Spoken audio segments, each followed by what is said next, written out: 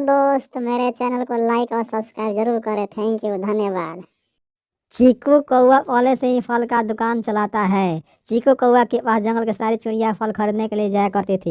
एक दिन कल्लू शिकारी की पत्नी नैना का तबीयत खराब हो जाता है। अरे नैना, क्या हुआ है कि अभी तक सोई है? मेरी तबीयत ठीक नहीं है, लगता है मैं अब नहीं उठ पाऊंगी। नहीं नहीं, ऐसा ना कहो, मैं तुम्हें किसी न किसी तरह इलाज कराऊंगा। अब तो हमारे पास इतना पैसा भी नहीं है कि इलाज कराओगे। तुम चिंता न करो, मैं किसी शाह महाजन के पास पैसा इंतजाम करने के लिए जाता हूँ। कल्लू शिकारी पैसा इंतजाम करने के लिए अपने घर से चल देता है। कुछ दूर जाता है तो एक पेड़ के नीचे बैठकर सोचने लगता है, मैं किसके पास पैसा मांगने जाऊं? मेरा पहले से ही रिकॉर्ड खराब है। पैसा मांगा तो कोई शाह महाजन पैसा देगा या नहीं।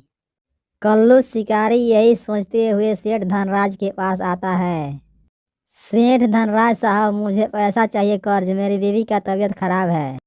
क्या मैं तुझे पैसा दूं? तुम्हारे तो पहले से रिकॉर्ड खराब है। क्या गारंटी है कि तू मेरा पैसा देगा या नहीं? नहीं नहीं, मैं आपका पैसा चुकता कर दूंगा, विश्वास करो। ठीक है, तुम्हारी बीवी का तबीयत खराब है, इसीलिए पैसा दे रहा हूँ। सही समय पर पैसा वापस कर देना। सेठ धनराज कल्लू शिकारी को पैसा देता है। कल्लू शिकारी अपनी बीवी नैना को हॉस्पिटल ले जाकर दवा इलाज कराता है।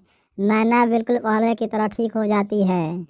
एक दिन कल्लू शिकारी अपने घर में बैठकर कुछ सोच रहा था, तब तक उसकी बीवी बोली, यहाँ उदास बैठकर क्या सोच रहे हो? यही सोच रहा हूँ कि सेठ धनराज का पैसा कैसे वापस करूँ। इसमें सोचने वाली क्या बात है, कल से फल का दुकान लगाओ, अच्छा पैसा कमाई होगी। हाँ, यह बात ठीक कहती हो। मैं भी कल से फल का दुकान लगाऊंगा और अच्छा पैसा कमाऊंगा। दूसरे दिन कल्लू शिकारी चीकू कौआ के बगल में फल का दुकान लगाता है। उस दिन पैसा अच्छा कमाता है।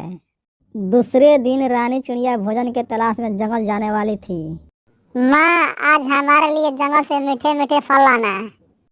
ठीक है बेटा, आज मैं तुम्हारे लिए जंगल से मीठे मीठे फल लाऊंगी। रानी चिड़िया उड़ते हुए जंगल की ओर चल देती है।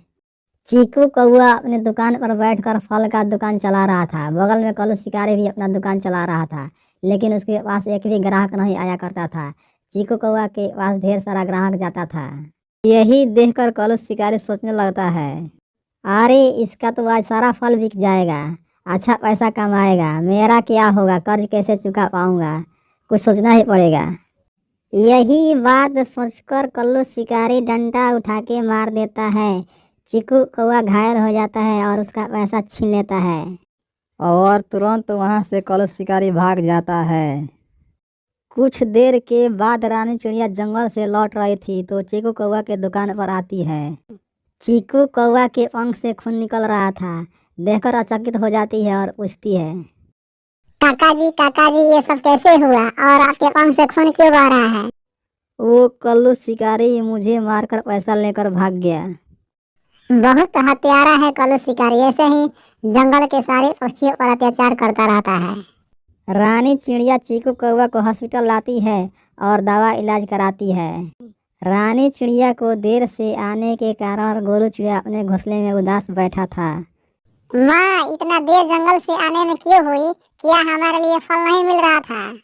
नहीं बेटा, वो चीकू काका को कल्लू शिकारी ने मारकर पंख तोड़ दिया है और उसका पैसा छीन लिया है। उसी को इलाज कराने चली गई थी, इसीलिए इतना देर हो गया। कल्लू शिकारी चीकू काका को क्यों मारा? वो दोनों एक ही जगह फल का दुकान लगाता था। दूसरे दिन रानी चिड़िया चीकू कौआ के पास आती है। चीकू कौआ रानी चिड़िया से बोला, बेटी, मेरे पंख में अभी बहुत चोट है, इसीलिए मैं उड़ नहीं सकता। तुम एक काम करो, मेरा फल का दुकान चलाओ, मैं जब तक ठीक नहीं होता तब तक। रानी चिड़िया फल दुकान चलाने को राजी हो जाती है।